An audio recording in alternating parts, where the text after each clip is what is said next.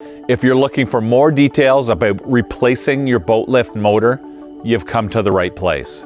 In this video, I'm going to walk you through what replacement parts you need, when to replace your boat lift motor, and how to replace your boat lift motor.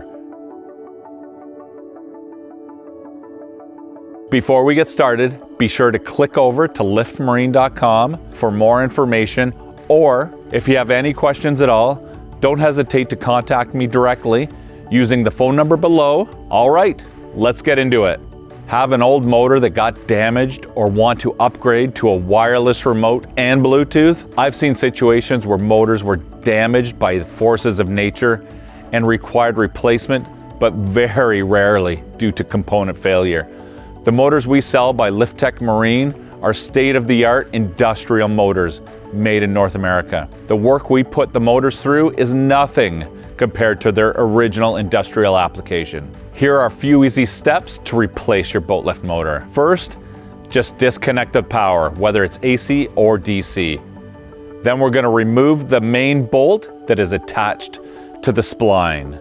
Next, we're going to remove the bolt that is attached to the bracket. Then we're going to slide the old motor off. Then put the new motor on right over top of the old spline. Next, we're going to reattach the two bolts that we took out.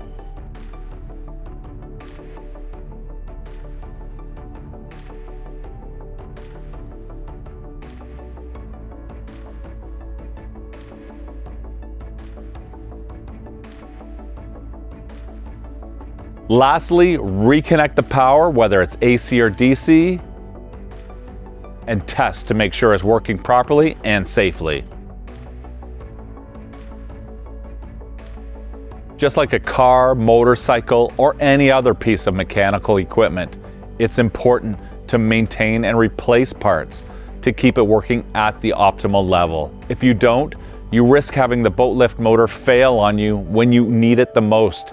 I'm dedicated to helping boat owners continue to have a fun and relaxing experience when operating their boat and their lift.